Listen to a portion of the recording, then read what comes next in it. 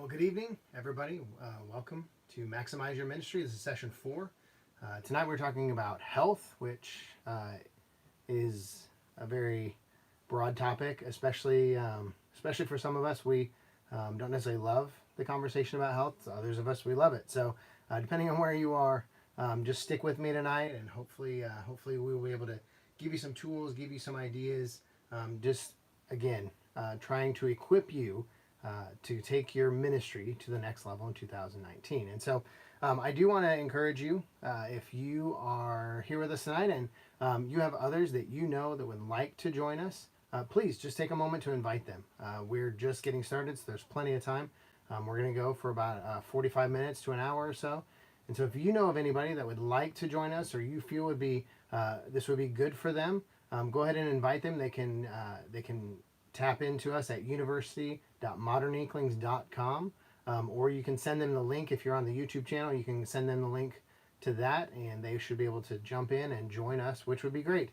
More ministry leaders together, the more of us that we can learn from, the more questions, all of those things, just increases the overall experience that we're having. And so again, for those of you who have been with us over the past few sessions, I thank you for joining once again tonight. I know it's a Sunday night. I know that many of us had busy days, services, and I trust all of them went well and God was moving, and you're at the end of your day, probably tired. Some of you probably watched some football. I had the pleasure of watching my Chiefs win again, and so that's always good. And so whatever you did today, however your day looked, however busy your day was, my hope for you is that in these next few moments, that this is an encouraging moment, this encouraging time for you.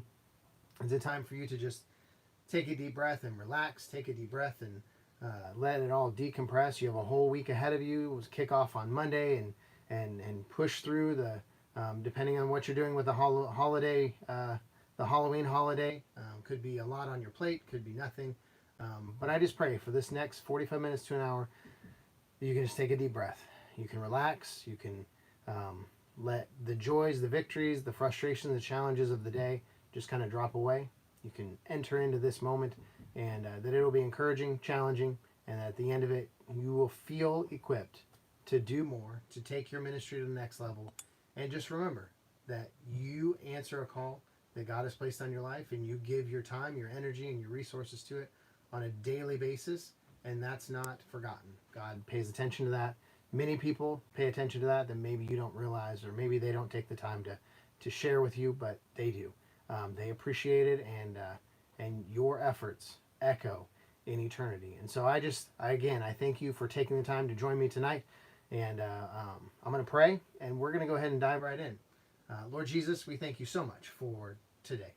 God, we thank you for everybody joining. We thank you for the services that happened today. We thank you in your movement, in lives, in services. God, we just thank you that we get to be a part of what you're doing. God, that we don't take it lightly, that you have called us, that you've equipped us, and that you use us. And I pray for those of us that are maybe frustrated tonight, maybe discouraged, maybe have a heavy burden on our shoulders. God, I pray that you will just remove that. God, that you will help us to zero in and focus in. God, as we're talking about our health, not only our physical health, but our spiritual health and our emotional health and our mental health. God, all of those are very important pieces to what you have called us to do. And so I pray that you will, God, you will move through me. The words you've given me, I pray that you will take them into the ears and the hearts and the minds of those who are hearing, and that it will be a challenging word, it will be encouraging, and God, that we'll be able to be better ministry leaders for you, that we'll be able to advance your kingdom, and we will be able to maximize our ministries because of what you're doing in us and through us. We thank you, we praise you in your name. Amen. Amen. Okay, well, like I said, we're talking about health tonight, and health is, again, it can be a very sensitive subject, very touchy subject to discuss for many of us, and so I want to first start by talking about why is it important that we maximize our health? Why is it important that we put our time and attention into it? I know for myself and my 20 years of ministry and the different roles and positions I've been in, one of the things that I've constantly been challenged with is making time for my own personal health. And I'll be honest with you, having kids kind of changed that whole equation. Even when I struggled when I was single, and then even struggled when I got married, I was still able to find time to put my health a little bit of a priority. But when I had kids, and I'm at two right now, it was a whole nother ballgame, because they're constant and they're always, and trying to find time to prioritize myself is challenging. And I'm sure many of you are in that same spot. Many of you, either you've had kids for a while and it's just you maybe you've just given up completely taking care of yourself in the process. Others of you, you're struggling with, you were able to before and now you're not able to, and you're just trying to figure it all out. And I want to remind us, and I know we all know this, but I want to remind us that our health is maybe one of the most important parts of our lives. Whether we're talking about our physical health, our mental health, whether we're talking about our spiritual health, or our emotional health, all of those are vastly important to our ability to minister to others, our ability to advance the kingdom and make a difference. We've all, I'm sure we've all heard of or know of people who have stepped out of the ministry because it was overwhelming, it was too much, or maybe it was costing them just their own well-being with their families, or that it was costing them in their mental health or emotional health. Maybe they were struggling with depression or they're struggling with self-worth, and somewhere along the way they equated that with their involvement with ministry, and they came to the conclusion that in order to gain those things back, in order to be a healthy person, they had to step out of ministry, and that's sad. I think for people who had a calling on their lives, they were excited to be in ministry. They were excited to do something, to make a difference, to advance God's kingdom, and they just felt like in order to live a healthy life, they had to step out of ministry. And I struggle to believe that that's what God wants for us. That God has called us to live that life. That ministry. I know that we talk about ministry costs us everything. And to a degree, that is true, but I don't know that it was meant to cost us like that. I don't know that God has called us to live lives that are steeped in depression, steeped in abusing our bodies, not taking care of it, steeped in just health issues because we don't have time to take care of us. I struggle to think that that's what He wants for us, and and and I want us, and I want to encourage you tonight to start taking an inventory of where you are in your own health, and again, not just your physical health, but in your emotional health, and in your spiritual health, and your mental health. Spiritual health we talk a lot about. I mean, that's kind of our jobs. We manage other people's spiritual health, but we all know, and I'm sure we've all been there, that we go through spiritual lows. We go through spiritual valleys, that we struggle, and maybe we just maybe we're disconnected from God at times, or maybe again we're struggling with self-worth issues, but again, I don't think that that's what God has called us to. And so I just want to kind of walk through what that looks like for us. You remember, God has called us to be we are the temple of God. God resides in us. And so it is utmost important that we take care of ourselves. And as ministry leaders, we're so good at taking care of other people. But if we don't take care of us, we can't really take care of them. It's the whole when there's an emergency on a plane, the stewardess or the flight attendant always tells you, make sure you put your mask on first before you help someone else. And we all know the theory behind this is if you're helping someone else and you pass out because you're suffocating and you're not able to fix or help them, well, then you both perish in the process. But if you will put your mask on and you're taken care of, then you can help that person and maybe others beyond that. And so when it comes to ministry, we have to make sure that we are taking care of ourselves. We even see that in Scripture. We see Jesus taking time to pull away. He pulls away from the crowds. He pulls away from the demands. He pulls away from everything coming at him. He pulls away so that he makes sure that he is okay. He makes sure that he is in a place that he can minister to other people. And when he needs recharge, when he needs to invest time and energy into his own personal health, he pulls away. It's a priority. It's something that he does. Remember, he lived a life that had a 3-year minute. He had 3 years. He knew he had 3 years, but he still took the time to pull away to take care of himself, to make sure that he gave his best in those 3 years. Well, how much more for you and I if we're looking at 20, 40, 60 years of ministry? If we have that long, then why shouldn't we have the time to pull away and take care of ourselves, pull away and invest in our own health? If Jesus could do it, and if he felt it was a priority in a 3-year ministry, then I feel like we should find a way. We should make it a priority to find a way to do that for ourselves, to make sure that we're putting our time in to invest in our own personal health. And so again, tonight, I hope that you're able to maybe take an inventory. Where are you? Obviously, let's start with spiritually. Where are you spiritually? Are you in a place where you can, spiritually give to other people? Do you have, like we talked about last time, do you have this constant inflow of information, this constant inflow of scripture and worship and prayer? Do you have that constant inflow in your life so that you're able to minister to other people, you're able to give to others?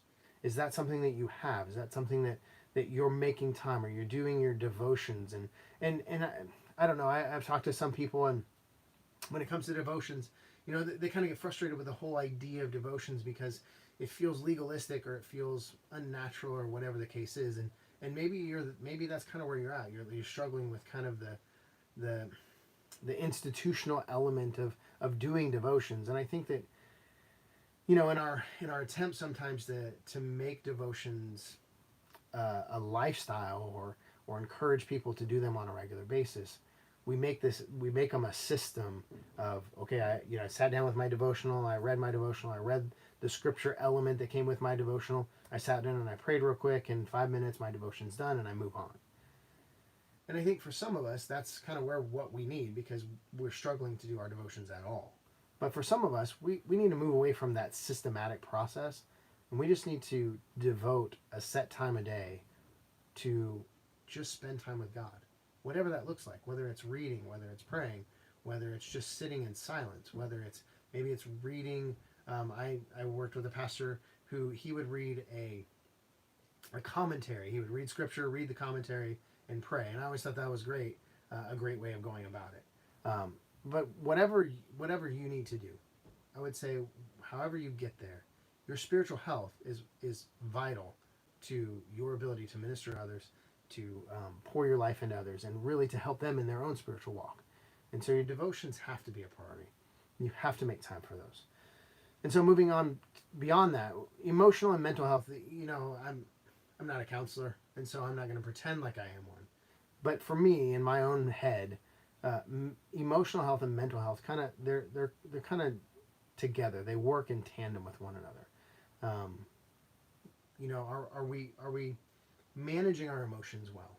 Are we susceptible to flying off of the handle when any little thing goes wrong? And if you're not sure, ask your staff, because your staff will tell you if that's you, if you have a short fuse, or if you react very quickly to things, or if you blow things out of proportion, or on the other side, maybe the slightest negative word just kind of throws you into a depression, or somebody maybe gives you something critical and you're just overwhelmed by that. Where are you in your own mental and spiritual health? Do you have a little bit of a thicker skin to where you can shoulder some of those things, where you can handle some of the failures or the mistakes that your staff or your team or your volunteers or someone in your church commits or does? Are you able to manage those things? Are you an even keel emotional state, or are you up and down and constant and all over the place? And even some of that, I think, goes back to our time management. Sometimes we're up and down emotionally because we're reacting to things all the time. If we manage our time well, then that helps us to not be so not so emotional. Our emotions don't go up and down because our time management isn't up and down like that. When our time management is a little more even keel, our emotional state's a little more even keel. And so emotionally and mentally, where are you? What's your spiritual health? What are you doing to invest in making sure that you're in a place that's you're not overwhelmed, you're not emotionally unstable, you're not emotionally one end or the other, where you're bouncing back and forth. How what's it going to take for you to center yourself and focus a little bit on keeping yourself a little bit more even keel with the people you interact with, and even for your own life, in your own, do you laugh a lot? Are you joyful a lot, or do you complain a lot? Are you constantly finding the negatives? I know for myself, that's one of the things I constantly have to be aware of, because I have a very analytical mind. So I know I've been a lot of times the staffs that I've worked on. Somebody presents an idea and it's a perfectly great idea, and I'm all on board with it. But immediately my mind will go to, here are the problems, or here are the things that we need to look out for to make sure that this is positive, or that this is successful. And what will happen is that I will immediately go to, instead of saying, oh, that's a great idea, I think this is great because of this, this, and this, we should really do it, whatever. I immediately go to, well, here are the things we need to talk about. And I know for them it's very discouraging, but then for me, what happens is that I don't always take the time to express the joy and the happiness and the excitement that I have, which means that I tend to then focus more on the negative. And over time, that critical and analytical mind makes me just a critical person. And so I have to be cautious of that. So some of that is, for you, what are the maybe the natural tendencies, or even the gifts that you have that maybe lend you to maybe being negative or being down about things, or whatever the case is. I think it's just an assessment that we have to do on a regular basis to make sure that we're keeping ourselves in a mental and emotional state that, number one, draws people to us, that they feel comfortable around us, they feel we are life-giving, but then also puts us in a point where we can minister to others in a healthy way, in an effective way, and that we can inspire them to lives of joy and lives of happiness, and remembering that Christ came and gave us life so that we could live lives of joy, that we could not that we would always be happy, but that we would be joyful, that our eternity is secure in his death and resurrection, and our choice to be in relationship with him. And that should be our foundational point of where we begin our mindset and where we begin our emotional state. And sometimes I think life just takes that away from us. It gets overwhelming, it's difficult, and we just get drawn into all the drama that life is. If you spend any time watching the news, it's easy to get drawn into the drama of politics. We have an election coming up, and the drama of politics is what people are feeding off of. And I just don't think that that's where God has called us to be, is this emotional up and down lifestyle. And so again, when you're looking at your emotional and your mental health, where are you? And if you're not in a healthy place, what do you need to do? What do you need to do to get in a healthy place? And I would encourage you, go see a counselor. There is no shame in seeing a counselor. I know when I was growing up, there was always this stigma about seeing a counselor, that I grew up with this idea that if you went to a counselor, there were you just had issues, and you kind of hung your head in shame because you were so broken that you needed a counselor to fix you. But over the years, I've just learned that that's just not the case, and I've had some great leaders who have gone to see counselors. One of the senior pastors that I work with, that I've worked with in the past, he was very open about the fact that he went to a counselor regularly, not because he was emotionally or mentally broken, but because he wanted to put himself, his mental and emotional health first, to make sure that he didn't become broken. Seeing a counselor was preventative for him. And so when I began to understand how he saw it and the way he was approaching it, it made so much more sense, because I realized that it's much better to be preventative and be proactive than to be reactive and fix things on the back end. And so I want to encourage you, if you're at a point where you feel like you need a counselor, that's okay. Don't hang your head. If we're all honest, we could all use a counselor on some level or another. And so don't hang your head in that. go see a counselor, because there are some great Christian counselors out there, great people who are skilled and trained to really help out. I have some friends who are Christian counselors, and they're amazing, and I would go to them in a heartbeat to help me out, because I just know the power of a counselor. And so I want to encourage you, if that's where you are, don't take any shame in it. Go see a counselor, because even if you're not at a point where you think you need a counselor, be preventative. Be preventative. Go see a counselor once a month or a couple times a year, whatever the case is, just to do a checkup and see where you're at. Because if you're in ministry at any level, I know that you have things weighing heavy on your mind. I know you have things that are challenging your emotions. All of us do. It's a part of being in ministry. And I feel like a lot of times the reason many ministry leaders get lost and get broken and get hurt and fall out of ministry is simply because they don't do the preventative things to keep themselves healthy from a spiritual or from a mental and an emotional state. So again, I just want to encourage you. Don't be afraid to do that. Do it. Go in there and be preventative. And then obviously, probably the most where most of our minds go when we say be healthy, we immediately think of physical health. And this is where I really want to focus tonight on. Because as we talked about before, our body's a temple. We know that our bodies and it house the Holy Spirit, and our body is really the vessel at which we do everything. We're not at a point in history where we can upload our brains to some computer and do things outside of our body. Right now, our body is how we do everything. And so we have to take care of it. I know that we are all called to do different things. We are all called to do whatever it is we're doing now. But we also don't know what we're going to be called to do down the road.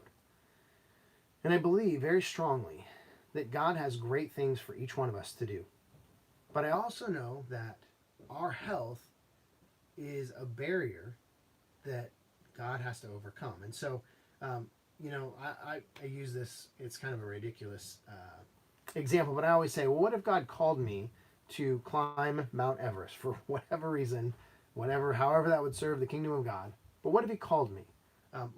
For instance, let's say I was partnering with Venture. If you don't know who Venture is, they're a great organization that helps people all around the world. But they do bike rides and climbs and runs and those types of things, and raises money for people who are in difficult places around the world. And so what if God said, hey, I want you to go with Venture, and I want you to climb Mount Everest and raise money to change people's lives around the world? Well, the reality is that I would have to say, sorry, God, I will try, I will do my best, but I am just not at a point to where I can climb Mount Everest. Most likely what would happen is God would call someone else rather than me, because I am not at a place where I could do that. Now, I know that's an extreme example, but what if it was something simpler that God was calling you to do, but you just couldn't because physically you were unable to? Physically, you weren't at a healthy state. Physically, you weren't able to, carry out whatever it was. That would be a barrier that God would have to either overcome for you, or it would be a barrier that God would move to someone else because you weren't able to do it. And the only point that I'm getting at is that we don't know what's down the road, what possibilities there are. We don't know what God may call us to do. And maybe what we're doing right now, we're in the physical state to do it. We're not, there's nothing physically holding us back right now because we're just fine. But if we don't continue to take care of ourselves, or if we don't take care of ourselves better, then there may come a point where there was an opportunity that God could have given us, but he didn't, because we weren't in a healthy place to do that, a physically healthy place. Or maybe it's a situation where, we want to do something for God. There's a hope and a dream that we would like to accomplish, but we know that we have to be in a better physical state. And maybe it's just a question of longevity. Maybe I'm 20 years into ministry, and I would love to go 50. And I would love to do great things for God.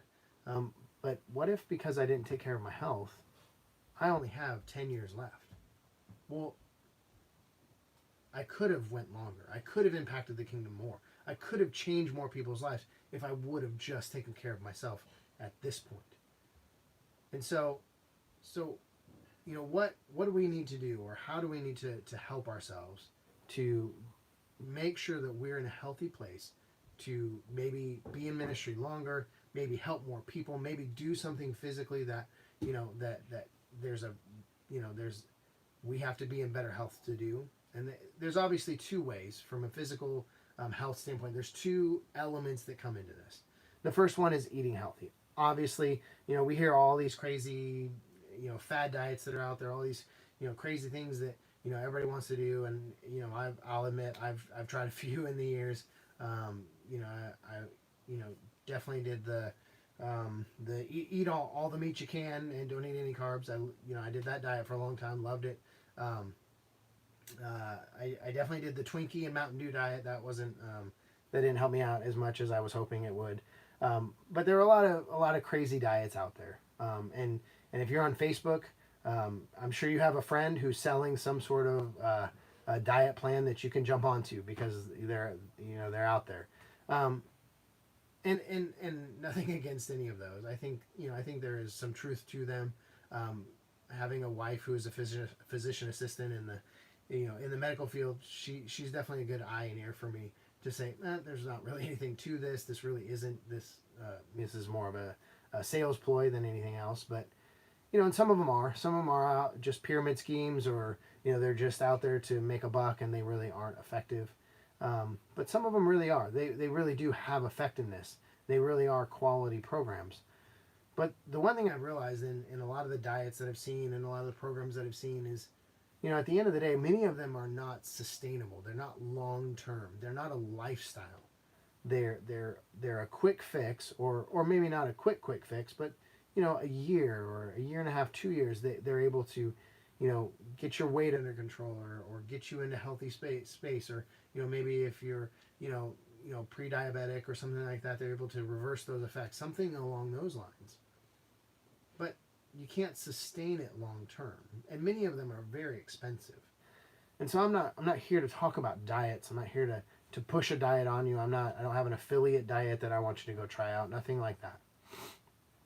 What I'm here to do is encourage you to make changes in what you're eating, to live a healthy lifestyle. We all know, when we go back to elementary school, we all know, eat your fruits and vegetables. And, for many of us, we may eat some fruits and vegetables along the way. Fried vegetables don't really count. Fried zucchini, as wonderful as they may be, I don't think there's a lot of health value in those. I think that we all know kind of the things we need to do, but our lifestyle has moved away from that. I remember when I was in high school, and I remember I watched a play about Inherit the Wind was the name of the play, and for some of you know the play or the book or the movie, Inherit the Wind. And in it, there is a pastor, and he's depicted as this overeating. Like every time that there is a break in the case or in the court trial, or any time that there's a moment that he's running to a table of a huge buffet of food, and he's devouring as much food as he can. And I remember being in high school, and at the time ministry wasn't really a thing that I had thought of, and my youth pastor was a fairly healthy individual, so I didn't understand kind of the depiction of this pastor who was this glutton. But then as the years went on, and as I got into ministry myself, and I met a lot of pastors and became a pastor myself, I realized that for many of us in ministry, the pastime that we have with our congregants and our youth and the people that we minister to, it's to eat. It's the thing that we do. We get together and we eat. We get together, and we probably don't have as many potlucks as we did years ago because we're so afraid of contaminated food. But we get together and we eat as that's our pastime. And it's easy if we're not getting together and eating in the church hall, or we're going out to eat, which we all know the portion sizes are astronomical. The calorie count is ridiculous.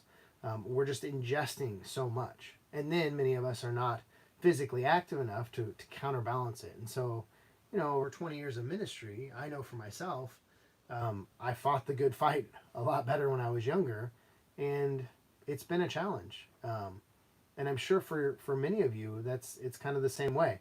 There's been struggles, just because in ministry we eat a lot and we don't move a lot, and so it's not about taking this huge change in our lives, making this huge diet. I want to encourage you.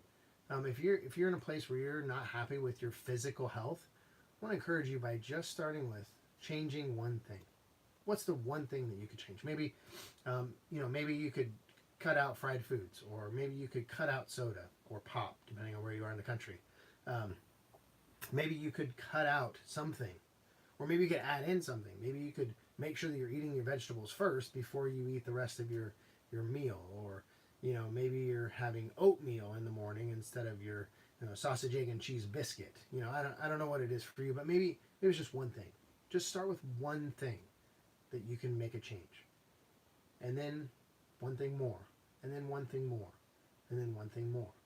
It doesn't have to be this overhaul. Now, if you're able to do that, if you're at a point where your mental toughness and your determination and your grit and all those things are at a point where you can make those changes, I would just do it. Just make the change.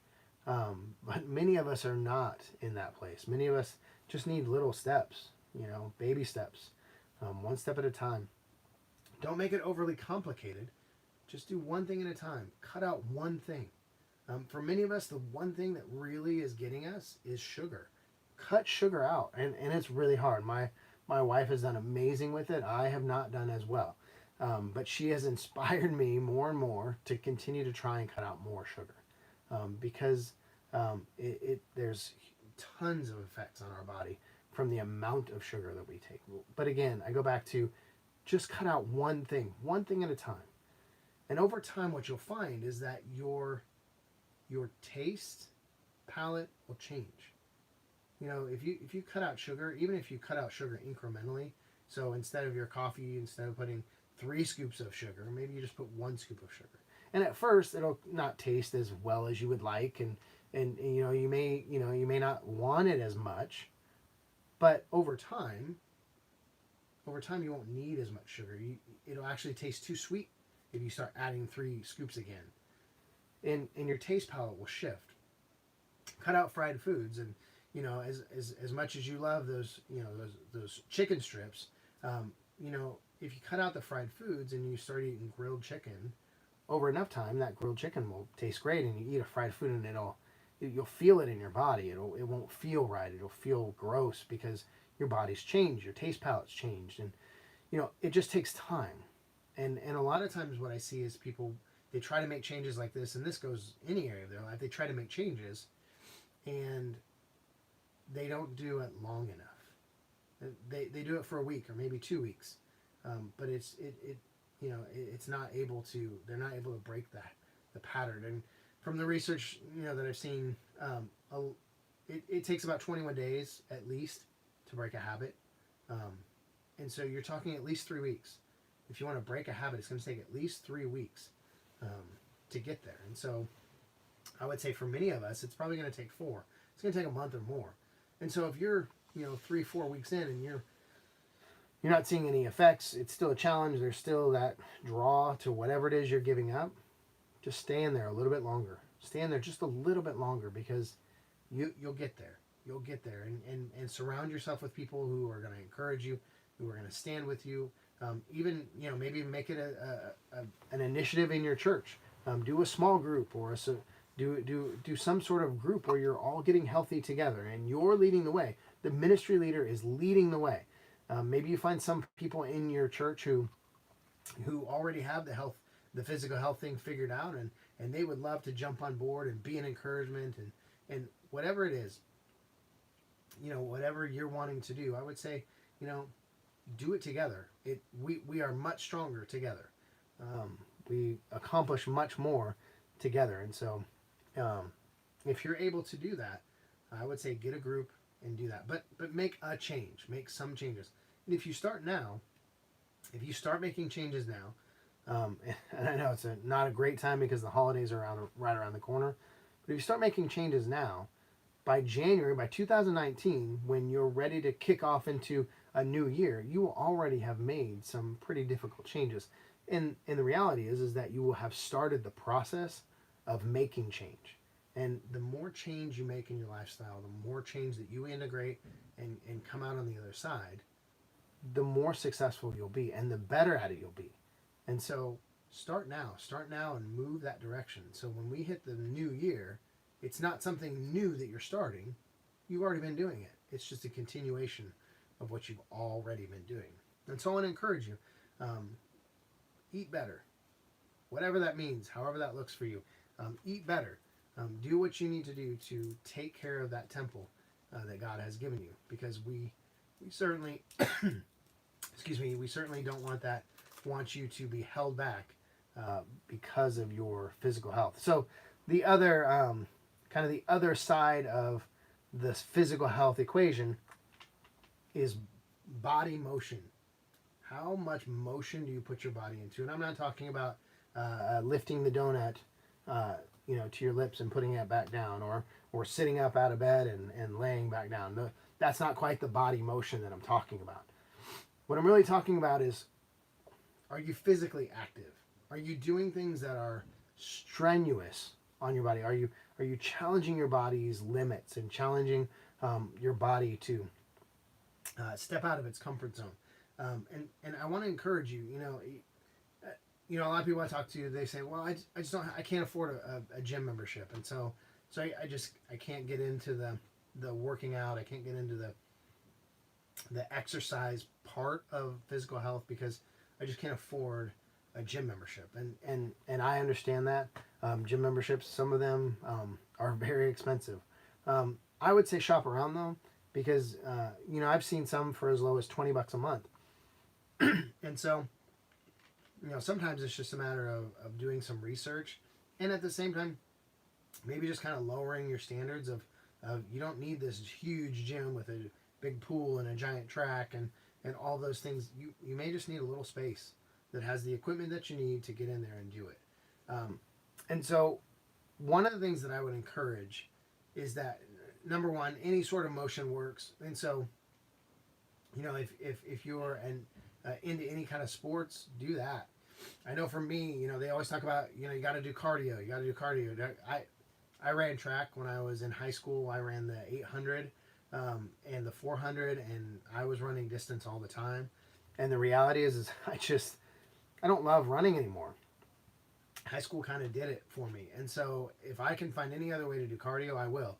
And so if I can play basketball, if I can play ultimate frisbee, something like that that'll get the cardio without the long distance running, I'm all in. I'll do that first. And so if you're into any sports whatsoever, find a way to do those.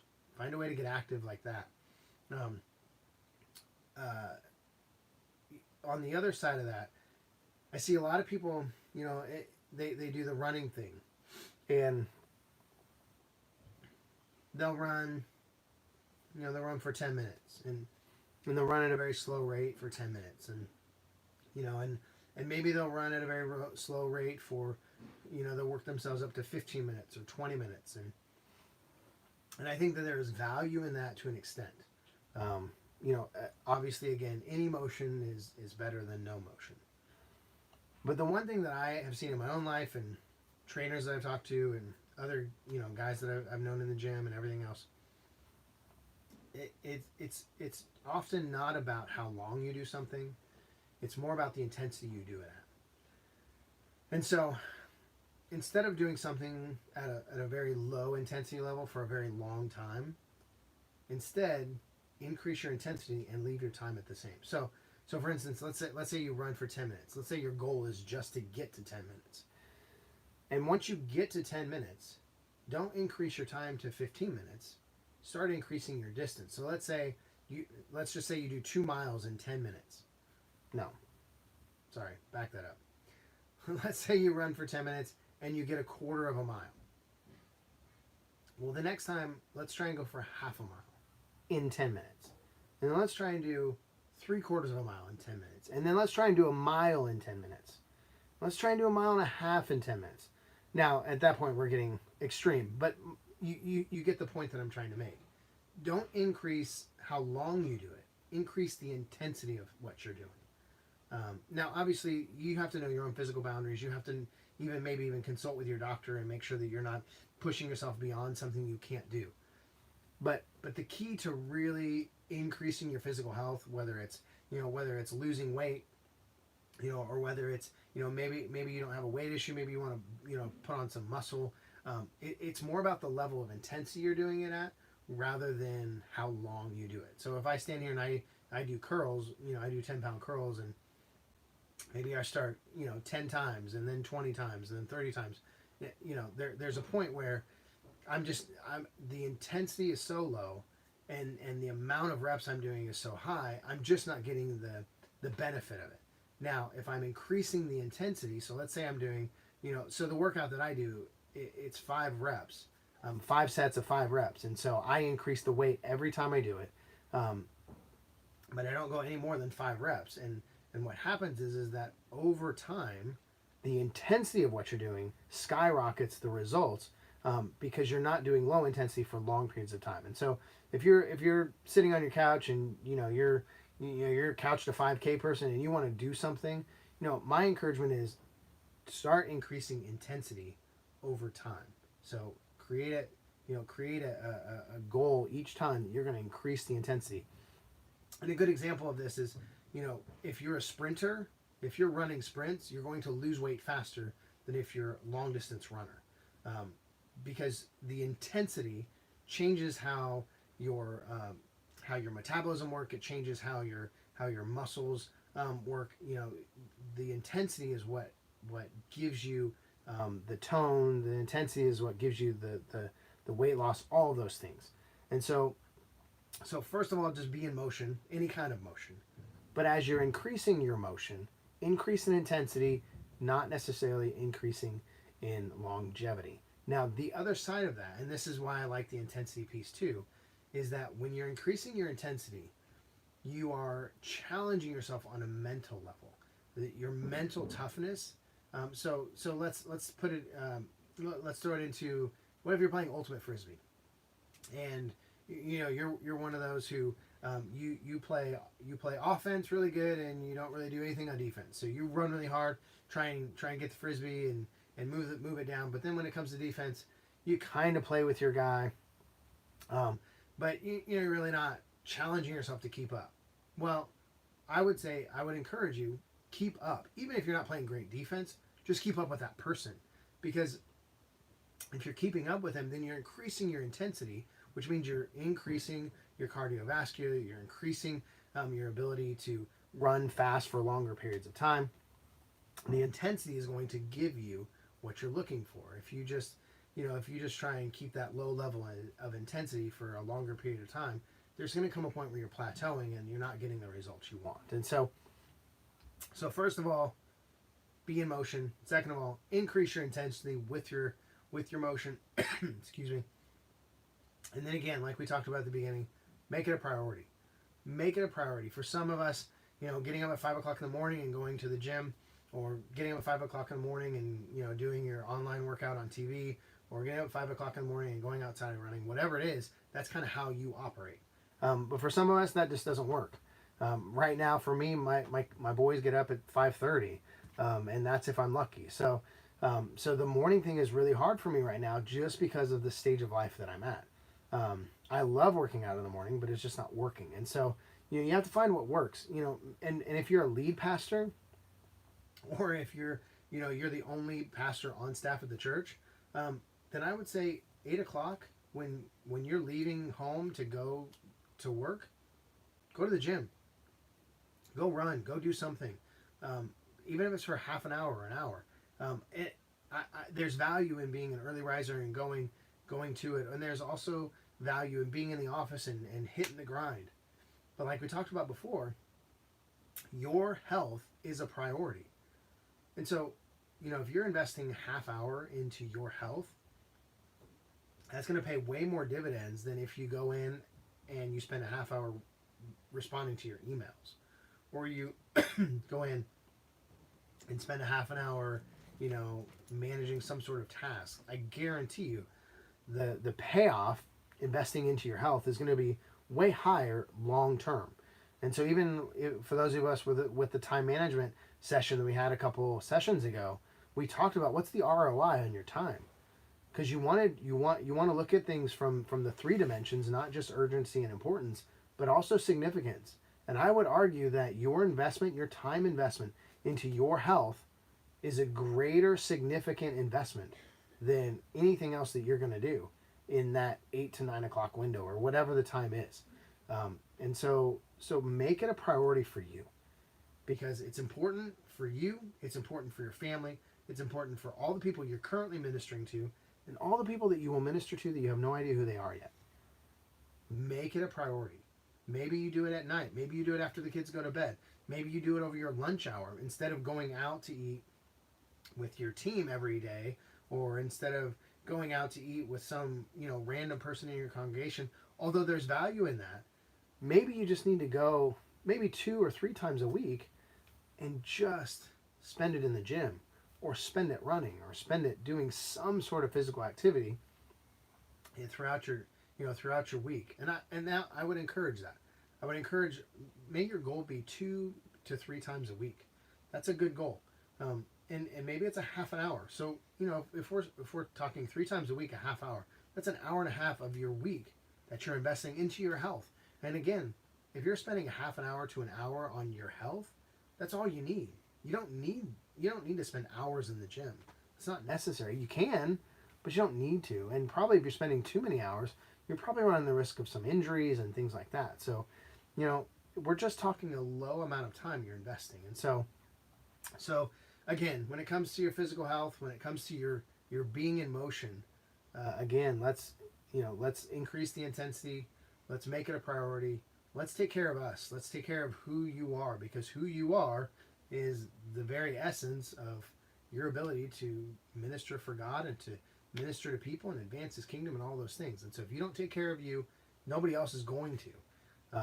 And you're the only one that can manage that. And so I want to encourage you, regardless of where you are in your health, today, make it a priority. I know the holidays are coming, and I know the temptation is, wow, I'll just wait till after all that.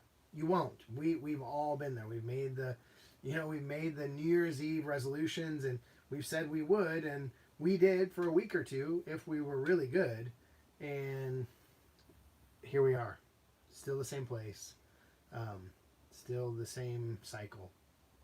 Break it now. Break it now. Change something in your eating habits. Change something in what you're doing. Change something in your exercise regimen. Change something. Change something for your well-being, for the people that you minister to, and for your longevity in ministry. And so, I hope that's helpful. I hope that's encouraging. I don't know if it is or not, but if it is, I hope it is, because that's my intention. My intention is that it is encouraging to you and challenging as well. I know that physical health is again, overall it's challenging, but I hope it's encouraging, because the thing is wherever you are in your physical health, you can make changes, and you can get to where you want to be. I know for me, I've had kids late, so I'm 40 and I have a 4-year-old boy. He's my oldest, and so I want to make sure that I can keep up with him when he's a teenager. And so, I have a lot of work to do between now and then to make sure that I can keep up with him, and that, that I'm still going strong when he really needs me to be. So I want to encourage you, if you have any questions, now would be the time. So go there in the chat. If you are watching this inside the course, I want to encourage you to hit the link at the bottom. It'll kick you over to the YouTube site, and you'll be able to put in your questions there. And so if you have any questions, go ahead and throw them into the chat, and I will take a few moments here as we're getting close to the end, and I will answer those questions. I know one of the questions they get a lot of the time is, should I lift weights or should I run? And really, I think there's value in both.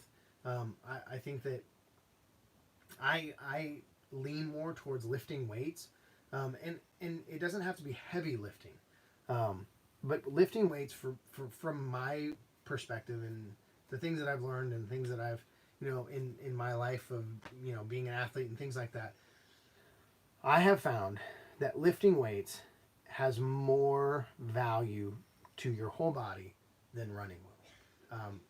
When you lift weights, you change your metabolism a lot more. Again, if you're increasing intensity, then you're getting the muscle tone. For those of you who want to put on size, bulk up a little bit. Weights are going to do it. Running is never going to do that for you. And even for those who don't want to bulk up but just want to get tone and be trim and feel healthy, you lift weights. Even if you're lifting low weights. So for those women out there that you say, I don't want to lift weights because I don't want to get big and bulky, you don't have to. If you lift high reps, low weight, and you increase your intensity that way. So if you're lifting like 10 or you're doing 10 or 12 reps, you're doing a weight that's at 10 or 12 reps, then you're going to increase your tone. You're going to increase your muscles are going to get tighter and stronger that way.